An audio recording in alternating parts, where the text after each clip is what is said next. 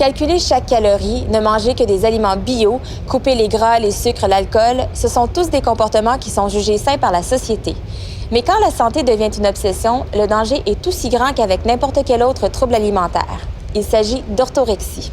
Ruby en discute avec Marie-Michèle Ricard, psychoéducatrice. Quand je suis triste contre moi-même, je suis fâchée, je perds des amis, j'ai de la difficulté à avoir une vie sociale parce que la nourriture prend toute la place. Quand j'ai un dialogue intérieur qui est extrêmement présent et que je me sens vraiment très obsédée par mes choix alimentaires, là, on a besoin de consulter.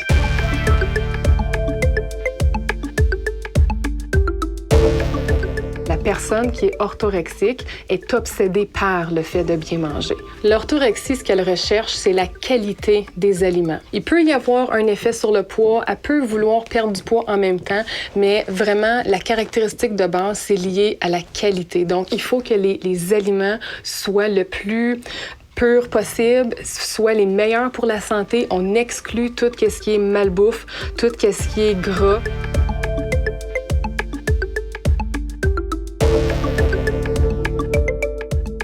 Le diagnostic de l'orthorexie est relativement compliqué parce qu'au moment où on se parle, ce n'est pas un trouble alimentaire qui a été reconnu médicalement. Dans notre manuel diagnostic, on a plusieurs troubles alimentaires et l'orthorexie en fait pas partie malheureusement. On a commencé à parler d'orthorexie à la fin des années 90 avec le Dr. Bratman. C'est lui le premier qui a commencé à parler d'orthorexie. Il a fait une espèce de petit test de questionnaire à remplir où ça peut orienter les professionnels et les personnes à savoir si on a un problème. Donc, la fin des années 90, c'était relativement récent.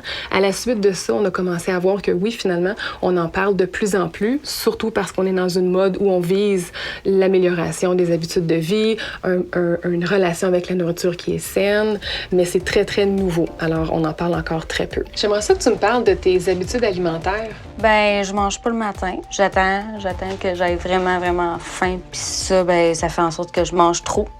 Les personnes les plus à risque de développer une orthorexie, malheureusement, on va parler des femmes. Ça n'exclut pas du tout les hommes parce qu'il y a des hommes qui sont aux prises avec un trouble alimentaire. Mais les femmes, à la base, sont plus vulnérables à développer une insatisfaction corporelle. On revient toujours à l'image corporelle.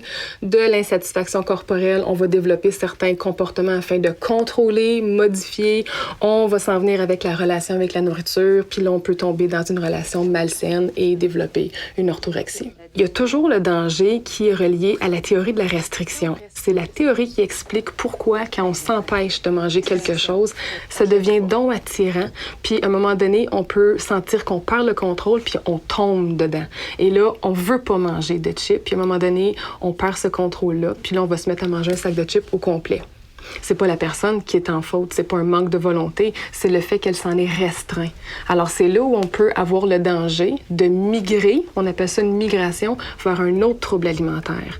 Donc, on peut voir une personne orthorectique qui pourrait devenir boulimique. Quand on respecte ces principes-là, il faut vraiment avoir ce qu'on appelle une régularité alimentaire. Une personne qui mange bien, entre guillemets, mais qui a une vie sociale, qui n'est pas souffrante, qui a une estime d'elle-même, qui n'est pas reliée directement à la nourriture, qui ne se sent pas coupable quand elle n'est pas capable de respecter ses propres règles, c'est correct.